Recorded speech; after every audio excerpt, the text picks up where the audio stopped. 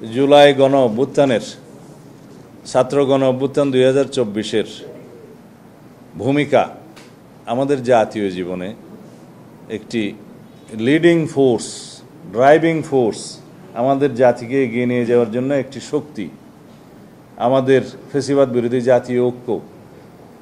এর মধ্যে কোনো রকমের কোনো কলঙ্ক, দাগ স্থাপন হোক, সেটা আমরা কখনোই চাইতে পারি না। যে কোনো বিষয়ে বক্তব্য দেওয়ার সময় আমরা যেন এই বিষয়ে সাবধানতা অবলম্বন করে আমরা নিজেরা এবং সবাইকে সে আহ্বান জানাবো। এই প্রেক্ষিতে বাংলাদেশ জামায়াত ইসলামের সম্মানিত আমির একটি স্ট্যাটাস দিয়েছে, আমি দেখলাম। তাতেও তিনি আহ্বান জানিয়েছেন যে জুলাই যোদ্ধাদের ফ্যাসিবাদের দূষণ নামে অবহিত করে বক্তব্য দেয়া উচিত নয়। সেই বক্তব্যের সাথে আমি একমত এবং সেই বক্তব্যকে ধারণ করা আমাদের সকলের উচিত, তাদেরও উচিত। কিন্তু আমাদের বক্তব্য নিয়ে কাটিং করে বিভিন্নভাবে অপব্যাখ্যা দেয়া থেকে সর্বমহলকে বিরত থাকার জন্য আমি অনুরোধ জানাব। যারা এই প্রেস ব্রিফিংয়ে কথাগুলো বলেছেন তাদেরকে আমি সম্মান করি। যারা জুলাই গণ অভ্যুত্থানের শক্তি হিসাবে নিজেদেরকে পরিচয় দেন এবং জুলাই গণ অভ্যুত্থানের শক্তিকে ধারণ করে নতুন রাজনৈতিক দল সৃজন করেছেন, তাদের উজ্জ্বল ভবিষ্যৎ কামনা করি। কারণ জাতীয় জীবনে আমরা মনে করি এই নতুন প্রজন্মের নেতৃত্বকে আমাদেরকে এগিয়ে দিতে হবে এই জাতির প্রয়োজনে। তারাই ভবিষ্যতের রাষ্ট্রনায়ক, তারাই ভবিষ্যতে এই রাষ্ট্র পরিচালনা করবে। গণতান্ত্রিকভাবে বাংলাদেশকে এগিয়ে নিয়ে যেতে তাদের অবদান অপরিসীম এবং ভবিষ্যতেও তারা সেই গণতান্ত্রিক চর্চাকে অব্যাহত রাখবেন বলে আমি বিশ্বাস করি।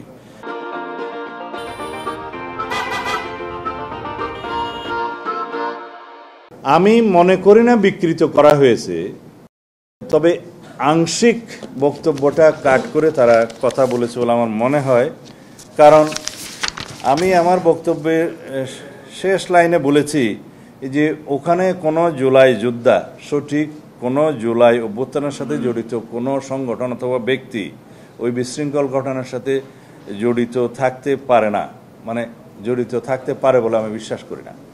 আপনারা নিশ্চয়ই দেখেছেন, কয়েকটা ভিডিওতে আমি দেখেছি, একটা ছেলে জুলাই নামে একটা গেঞ্জি গায়ে দেওয়া ছিল, তারা একটা পুলিশের ব্যারিকেড নিজে নিজেই সরাচ্ছে এবং দফাস করে পড়ে যাচ্ছে একটা ইটের উপরে নিজে নিজে, এবং শেষে কয়েকজন ধরে বলল যে এই হয়েছে সেই হয়েছে।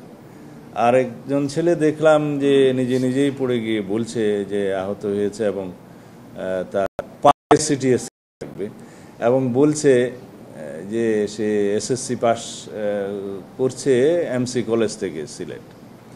তো এই বক্তব্যগুলো আসলে বয়সের কারণে অনেকে আবেগে হয়তো অনেক কথা বলেছে, আমি সেটা নিয়ে ক্রিটিসাইজ করতে চাই না।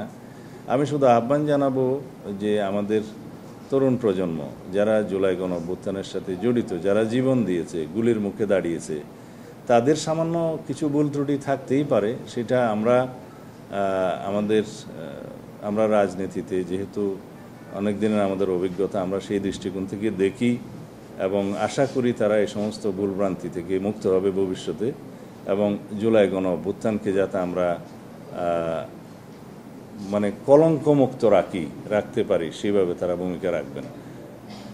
তারা আমাদের সন্তানের মতো, তারা কিছু কিছু ভুলভ্রান্তি করতেই পারে, সেটাকে আমরা এত সিরিয়াসলি নেই না। তাদেরকে সংশোধন হওয়া এবং তাদের অভিজ্ঞতা অর্জন করা এখনই সময়। এটা অন্যভাবে আমার মনে হয় পরে কথা বলা যাবে, কারণ বিষয়গুলো তদন্তাধীন আছে। সরকারও সম্ভবত একটা তদন্ত টিম করেছে, তাদের ফাইন্ডিংস কি আসে দেখা যাক। তবে আমার মনে হয় কিছু কিছু ঘটনা একই সূত্রে গাথা, যে দেশে একটা অস্থিরতা সৃষ্টি করার জন্য হয়তো বা এগুলো করে থাকতে পারে কোনো কোনো গোষ্ঠী, তার সাথে হয়তো পতিত ফ্যাসিবাদের দোসররা এবং পতিত ফ্যাসিবাদ জড়িত থাকতে পারে। তবে সেটা তদন্ত করার আগে বলা যাবে না। ধন্যবাদ। জুলাই নিয়ে বিএনপির যে অবস্থান, সেটাকে এক ধরনের বিপরীতমুখী অবস্থানে দাঁড় করানোর চেষ্টা হয় কিনা, বা জুলাই অভ্যুত্থানের বিপরীত অবস্থানে আছে বিএনপি, সেই ধরনের কোনো চেষ্টা হচ্ছে, ত্যাগ দেওয়ার চেষ্টা করা হচ্ছে? জুলাই ছাত্র গণ অভ্যুত্থানে এই পর্যন্ত আমাদের যে পরিসংখ্যান বেরিয়েছে 422 জন, আমরা ছবি সহকারে আমাদের নেতাকর্মীদের তালিকা প্রকাশ করেছি। এই সংখ্যা আরও বেশি হবে যারা জুলাই ছাত্র গণ অভ্যুত্থানে নিজেদের প্রাণ বিসর্জন করেছেন, শহীদ হয়েছেন। দীর্ঘ 16 বছরের ফ্যাসিবাদ বিরোধী গণতান্ত্রিক আন্দোলনে বাংলাদেশ জাতীয়তাবাদী দলের যে ভূমিকা, যে সংগ্রাম, যে ত্যাগ করেছে, সেই রক্তের সিঁড়ি বেয়েই জুলাই গণ অভ্যুত্থান সংগঠিত হয়েছে। এখানে শুধু বিএনপি নয়, বাংলাদেশের ফ্যাসিবাদ বিরোধী গণতান্ত্রিক রাজনৈতিক দলগুলোর অবিরাম সংগ্রাম, আত্মত্যাগ, রক্তদানের মধ্য দিয়েই কন্টিনিউয়াসলি সেই রক্তের সোপানগুলো তৈরি হয়েছে।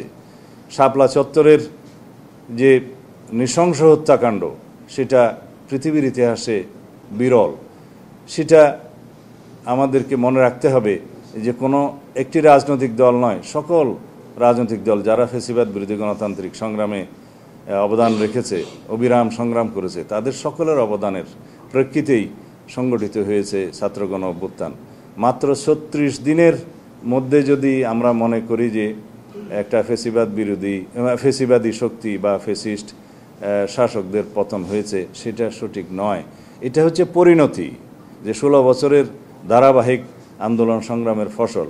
তো সুতরাং বিএনপিকে জুলাই গণ অভ্যুত্থানের বিপরীতে দাঁড় করানোর যে কোনো অপচেষ্টা আমার মনে হয় সফল হবে না।